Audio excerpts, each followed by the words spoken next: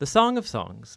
It's a well-known but not so well understood book of the Bible. It's 8 chapters of love poetry. And while there is an introduction and a conclusion, the book doesn't have any kind of rigid literary design, and that's because it's a collection of poems.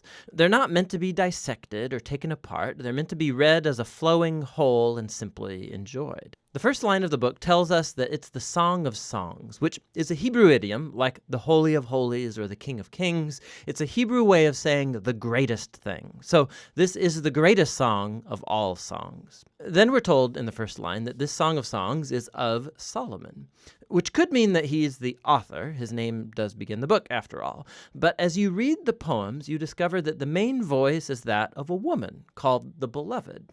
And while there is also a male voice, it does not seem to be Solomon's. Solomon is mentioned a couple times in the poems, but he's never a speaker. And you do have to admit, Solomon is a very odd candidate as the author of this book, given the fact that he had 700 wives. For the lovers in the Song of Songs, they are the only ones in the world for each other. So the of Solomon likely means in the wisdom tradition of Solomon. He was known for his wisdom, his poetry, his love of learning about every part of life. And Solomon became the father of wisdom literature in Israel. And so his legacy is here carried on through a collection of love poems that explores the human experience of love and sexual desire. The opening poem introduces us to the basic theme of this book. We hear the voice of the young woman who delights in her man, a shepherd. Now, she's not married to him yet, but it becomes clear that they're engaged and they cannot wait to be together. From the introduction, the poems flow back and forth from the woman's voice to the man's, shifting from scene to scene without any kind of clear linear sequence or storyline. The poems move in these symphonic cycles, and key images and ideas get repeated and developed. So, one of the basic themes uniting the poems is the intense desire that this couple has for each other, expressed through their constant seeking and finding.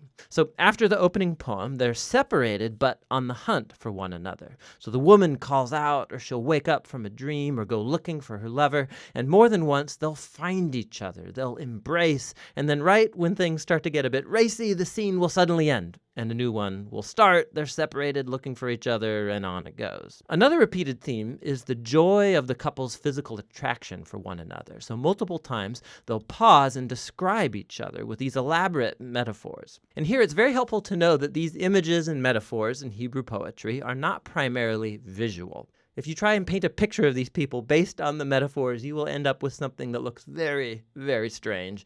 What you're supposed to do is reflect on the meaning of these images as they relate to the man and the woman. So you'll read through the poetic cycles, and the tension will keep building in their desire and joy and attraction.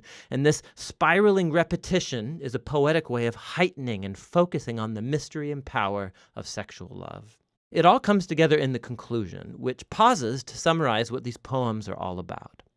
Love is as strong as death. Its passions are as severe as the grave. Its flashes are of fire, a divine flame. Many waters cannot extinguish love. Rivers cannot sweep it away. If one were to give all the wealth of one's house for love, he would be utterly scorned. The poem highlights the power and the intensity of love, how it's both beautiful but also dangerous. Like fire, love can destroy people if it's abused, or be life-giving if it's protected. Ultimately, love expresses the insatiable human longing to know and be fully known and desired by another. Love is one of the most transcendent and mysterious experiences in human life, and as a part of the Bible's wisdom tradition, this book says it's a gift from God. After this, there's an odd poem about Solomon trying to do what the previous poem just said was impossible, to buy love. The woman rejects Solomon's offer, and then the book concludes with the man and the woman. They're separate once more on the hunt for each other. He calls to hear her voice. She begs him to run away with her, and that's how the book ends. Just totally open-ended. But that's a lot like love, which never truly concludes, because there's always more to discover and pursue in your beloved. And so true love has no end, and neither does this book. Now, through history, the big question raised by the Song of Songs is, what on earth is love poetry doing in the Bible? There have been 3 main interpretations of this book throughout history.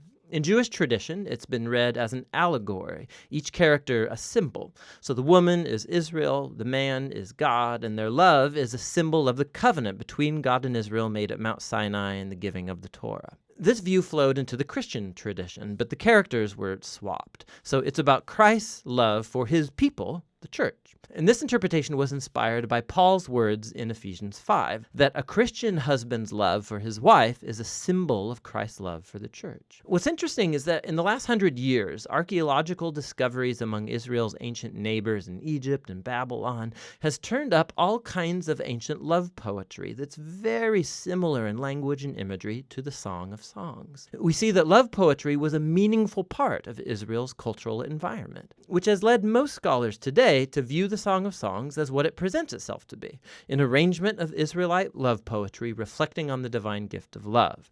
But that doesn't mean that it's only ancient love poetry. There's a key feature of these poems that sticks out when you read them as a part of the Old Testament, and that's the overwhelming use of garden imagery. There are powerful echoes of the Garden of Eden and the idyllic scene between the married couple in the early chapters of Genesis. So the image of the man and the woman naked and vulnerable, but completely unified and safe with one another. This resonates in the background of the Song of Songs. It's as if in these poems we are witnessing the love of a couple whose relationship is untainted by selfishness and sin. And so ultimately the song holds out hope that even though our own relationships are so often distorted by selfishness, love is a transcendent gift, and it's meant to point us to something greater, to the gift of God's love that will one day permeate and transform his beloved world. And that's what the Song of Songs is all about.